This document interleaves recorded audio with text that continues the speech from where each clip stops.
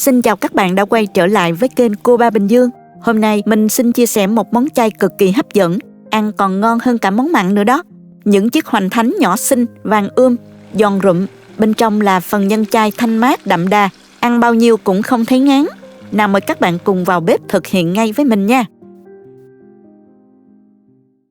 Đầu tiên mình sẽ sơ chế các nguyên liệu. Món chay nên mình làm nhanh gọn, chủ yếu từ rau củ thôi. Ở đây mình dùng bắp ngọt hay là bắp Mỹ, một củ cà rốt nè, nấm hương và 200 g khoai môn. Cà rốt thì mình bào sợi rồi băm nhuyễn. Nấm hương cũng cắt nhỏ rồi băm nhuyễn luôn.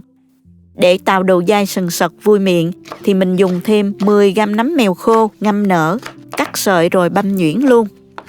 Để tạo vị ngọt tự nhiên cho nhân, mình dùng thêm một củ khoai lang khoảng 100 g. Khoai lang và khoai môn cao thì mình cắt miếng nhỏ, cho vào nồi, đổ ngập mặt khoai rồi mình đem luộc ha. Với bắp ngọt thì mình dùng dao bào chuyên dụng để bào mỏng nè. Loại dao này cong theo hình trái bắp nên rất là dễ thao tác. Mình bào hơi nhuyễn một chút chứ không cần giữ nguyên hạt nha các bạn. Khoai sau khi luộc 15 phút thì mình xăm đũa thấy mềm là đã chín rồi. Vớt ra để ráo rồi mình cho dầu thố, dằm nhuyễn ra ngay khi còn nóng. Mình không cần dằm quá mịn như là bột đâu nha các bạn. Dằm tơi ra là được rồi. Tổng lượng khoai mình cần dùng là 300 g. Hành lá thì mình tách riêng, phần đầu hành đập dập và băm nhuyễn. Còn phần lá thì cắt nhỏ ha. Bây giờ bắt một cái chảo nhỏ lên bếp, cho vào một muỗng canh dầu ăn. Dầu nóng thì mình cho đầu hành vào, phi lên cho thơm. Tiếp theo thì mình cho toàn bộ phần rau củ vào xào, gồm có nấm hương cắt nhỏ, 20 g nấm mèo và mình nêm vào đây nửa muỗng cà phê đường, nửa muỗng cà phê hạt nêm và nửa muỗng cà phê tiêu. 50 g cà rốt băm nhỏ, khoảng nửa chén đó các bạn. 50 g bắp ngọt bào mỏng. Xào đến khi phần nhân chín và dậy mùi thơm thì tắt bếp.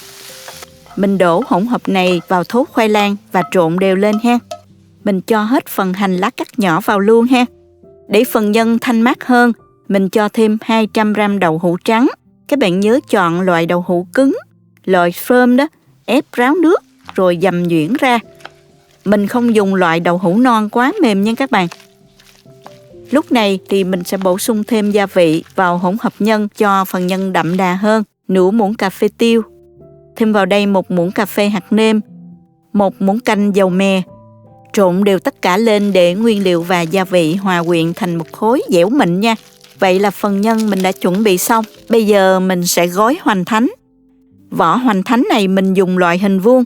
Các bạn có thể mua loại tươi ở các sạp bún phở hoặc tiệm đồ khô. Lưu ý là vỏ hoành thánh cần có độ ẩm nên nếu chưa dùng ngay thì các bạn nhớ bọc kín, bảo quản trong ngăn mát tủ lạnh để hoành thánh không bị khô, bị mốc hay là bị gãy vỡ nha các bạn. Hôm nay mình sẽ chia sẻ 3 cách gói đơn giản nhất.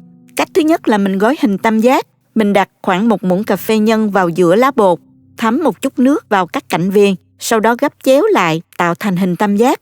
Cách này đơn giản và phù hợp nhất cho món chiên vì bánh sẽ rất là giòn. Cách thứ hai, cho nhân vào giữa, làm ướp mép bánh và gấp dọc lại thành hình chữ nhật. Có hình chữ nhật này mình gập chéo 2 góc cạnh dưới này vào sẽ ra một hình tròn đẹp mắt.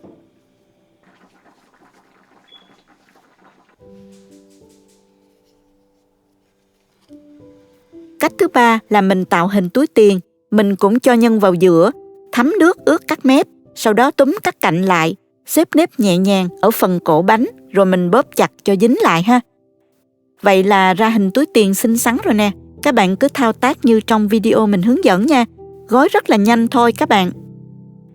Mình gói xong hết rồi nè. Gói xong thì mình mang đi chiên liền luôn. Cho dầu vào chảo. Đợi dầu nóng và mình thử bằng cách là dùng đũa. Thấy dầu sôi tăm lên xung quanh đũa là được rồi. Lúc này mình hạ xuống mức lửa dưới trung bình một chút. Mình chiên đến khi lớp vỏ vàng phồng rộp đều hết các mặt là được. Vớt bánh ra để cho ráo dầu ha. Món hoành thánh chay chiên của mình đã hoàn thành rồi nè các bạn. Mình bày ra đĩa và mời mọi người cùng thưởng thức nha. Nhìn đĩa hoành thánh vàng lớp vỏ phồng nhẹ, xếp đều tăm tắp với đủ kiểu tạo hình dễ thương, thật sự rất kích thích vị giác. Chỉ cần cắn nhẹ một cái là nghe tiếng rộp rộp, giòn tan, hơi nóng tỏa ra, mang theo mùi thơm phức của lớp vỏ chiên quyện với hương nấm, tiêu, hành phi bên trong, rất là ngon luôn các bạn. Khi lớp vỏ giòn tan vỡ ra, phần nhân chay mềm thơm, vị nấm dai dai, cà rốt giòn ngọt kết hợp với đậu hũ béo thanh hài hòa, tạo nên hương vị đậm đà mà không hề bị ngán. Chấm thêm một chút tương ớt, pha với sốt mayonnaise hoặc là nước tương chua ngọt nữa là vị giác như là được đánh thức trọn vẹn luôn đó. Món ăn này ăn nóng là ngon nhất nha, càng ăn càng cuốn, càng nhâm nhi lại càng muốn gấp thêm vài cái nữa. Tuy là món chay nhưng hương vị lại vô cùng đầy đủ, có thể làm món khai vị cho các bữa tiệc và có thể làm nhâm nhi vào dịp cuối tuần rất là hấp dẫn. Chúc các bạn thành công với món ăn này nha. Xin chào tạm biệt và hẹn gặp lại các bạn ở những video món ăn lần sau. Cảm ơn các bạn đã theo dõi video. Nếu thích cách mình chia sẻ, nhớ gửi cho bạn bè cùng xem, bấm like và đăng ký kênh để xem nhiều món ăn mới của mình. Các bạn cũng có thể truy cập website cobabình dương.com để xem công thức nấu ăn dưới dạng bài viết. Mình sẽ tiếp tục chia sẻ bí quyết nấu mì hoành thánh và cách gói hoành thánh của mình, cũng như công thức nấu mì đã được cải tiến để món này hoàn hảo hơn nữa. Để nấu món ăn này, nước lèo là thành phần quan trọng quyết định độ thơm ngon của nó.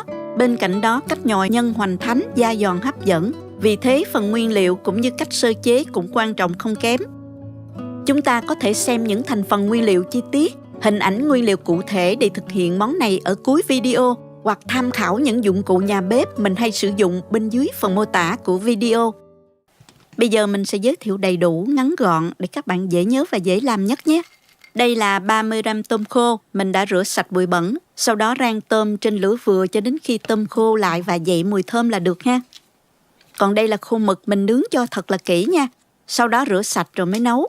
Tôm khô và khô mực thường có mùi tanh. Nếu không nướng kỹ hoặc lười không nướng đó, thì nước lèo sẽ bị khẳng mùi không ngon nha các bạn. Nên các bạn nhớ lưu ý phần quan trọng này nha. Đây là củ cải muối, người Hoa còn gọi là cải xá bấu. Cải này thường người ta ướp rất mặn để bảo quản và cả màu vàng cho đẹp nữa. Vì vậy nên các bạn nhớ ngâm nước 1 tiếng trước khi nấu cho cải ra bớt chất mặn và màu nha. Cắt ra từng đoạn ngắn như vậy. Mình có một ít xá xíu làm topping cho món ăn thêm hấp dẫn. Cách làm xá xíu mình có để link dưới phần mô tả của video. Các bạn cần thì vào tham khảo nha. Ngoài ra mình có một ít hành phi vàng và tóp mỡ thắng giòn để làm topping cho tô mì. Dùng lưới lọc hoặc là túi vải cho các nguyên liệu vào đây để chút nữa lấy ra cho gọn ha các bạn. Cho tôm khô vào đây, rồi đến tiêu sọ. Tiêu sọ các bạn cũng nhớ rang lên nha. Nếu không có thì mình dùng tiêu đen cũng được. Tiếp đến là khô mực và 1 muỗng canh hành phi. Đậy chặt nắp lại để chút nữa mình cho vô nồi hầm xương nha. Đây là xương ống heo mình đã rửa sạch. Các bạn ngâm xương với muối và giấm pha loãng trong từ 1 đến 2 tiếng để ra hết phần máu ứ trong tủy xương, sau đó rửa lại nhiều lần nước cho sạch. Bây giờ mình sẽ đem đi trụng qua nước sôi khoảng 2 phút. Và đây là xương mình đã trụng và rửa sạch rồi nha các bạn. Tiếp theo mình cho xương vào nồi. Cho vào 4 lít nước.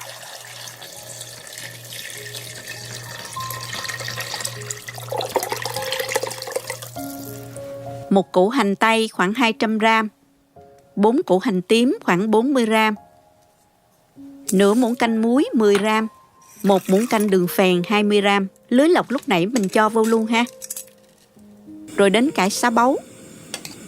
Và vài cái gốc ngò cho thơm. Mở lửa lớn cho nước sôi. Nhớ hớt bọt nếu có ha các bạn. Mình sơ chế kỹ thì cái phần bọt cũng rất ít. 30 phút đầu thì các bạn hầm với lửa dưới trung bình. Sau đó hạ lửa nhỏ và mình hầm trong 1 giờ 30 phút nữa cho xương ra hết chất ngọt ha. Bạn nào có nồi áp suất thì mình sử dụng sẽ nhanh hơn nha.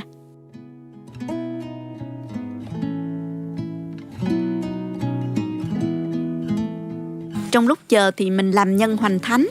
Nhân hoành thánh phải có tôm mới ngon nha các bạn. Mình mua tôm lột vỏ sẵn. Mình đã rã đông và rửa sạch. Các bạn dùng khăn giấy lau thật là khô nha. Sau đó cho tôm lên thớt nè. Dùng dao đập và kéo ra như thế này để thịt tôm được dẻo hơn nha. Xong rồi mình băm sơ lại là được.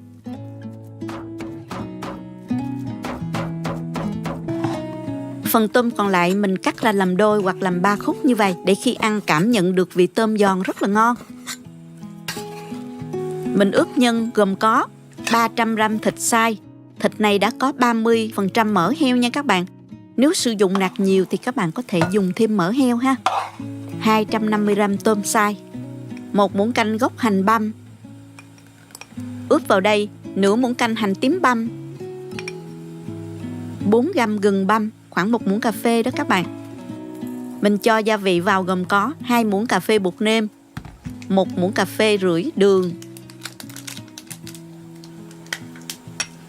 nửa muỗng cà phê tiêu, nửa muỗng cà phê bột ngọt nếu mà bạn nào dùng được ha, 2 muỗng cà phê bột năng, 2 muỗng cà phê dầu mè, 1 cái trứng gà.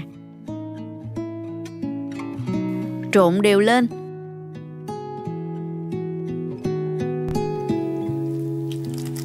Mình dùng tay nhồi khoảng 1 phút nha.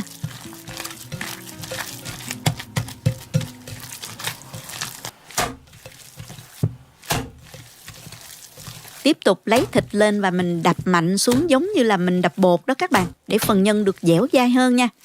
Nếu làm nhiều thì các bạn có thể dùng máy trộn bột để trộn rất nhanh và nhân cũng dẻo ngon nữa. Sau đó các bạn cho nhân vào ngăn đông khoảng 15 phút, giữ lạnh để nhân dẻo hơn ha. Phần tôm cắt khúc lúc nãy đó là 150g. Mình ướp vào đây 1 muỗng cà phê bột nêm, 1 muỗng cà phê đường, nửa muỗng cà phê tiêu, 1 muỗng cà phê dầu mè, trộn đều.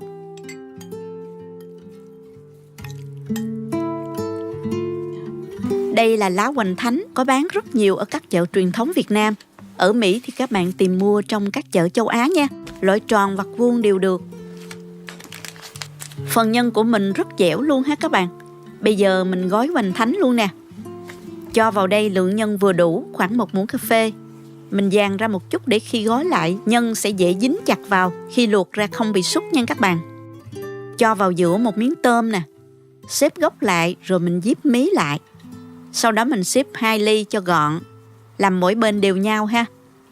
Thoa một xíu nước rồi mình dùng ngón tay díp lại là được. Mình làm thêm vài cái nữa nè, dễ lắm các bạn. Tùy theo vào sự khéo tay mà các bạn có thể xếp nhiều kiểu hoành thánh khác nhau ha. Miễn sao khi luộc không bị sút ra là được. Nếu thích cách mình làm, nhớ bấm like. Nếu video thực sự hữu ích, bạn có thể gửi ekip thực hiện 1 ly cà phê bằng nút Super Ten hình trái tim bên dưới video.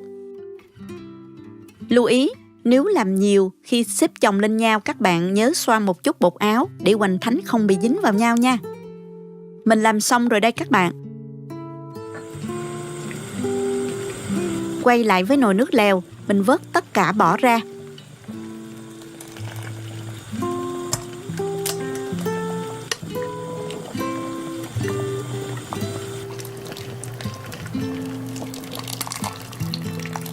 Dùng lưới lọc vớt sạch thì mình khỏi phải lượt lại nước nha. Châm thêm nước vào cho đủ 4 lít nước lèo. Với lượng muối và đường phèn cho vào lúc hầm xương, mình nêm vào đây 1 muỗng canh muối 15g, 45g bột nêm là 3 muỗng canh vung, 1 muỗng canh đường 18g, nửa muỗng canh bột ngọt 10g. Cho một ít nước lèo khuấy tan rồi mình cho vào nồi.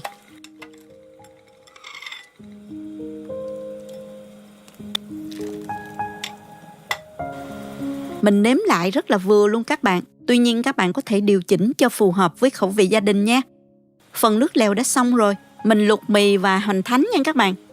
Cho nước vào nồi.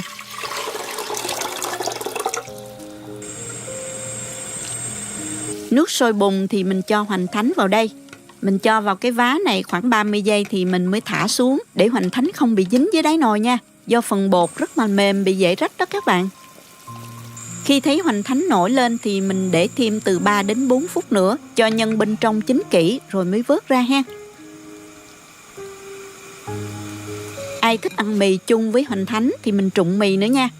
Mì tươi này trụng trong 1 phút.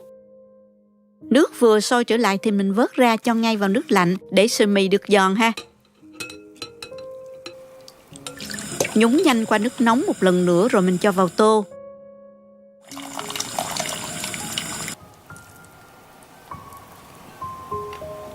Thêm một chút dầu mè cho thơm nè. Xóc lên cho sợi mì không bị dính vào nhau. Cho cải thìa vào mình luộc trong 1 phút.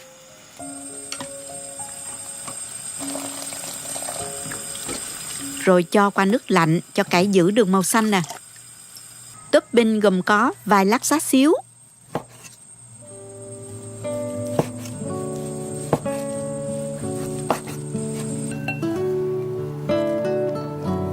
tóp mỡ, rau cải thìa, vài cọng hẹ, hành ngò và hành phi nữa cho thơm. Chan nước lèo đang sôi vào tô.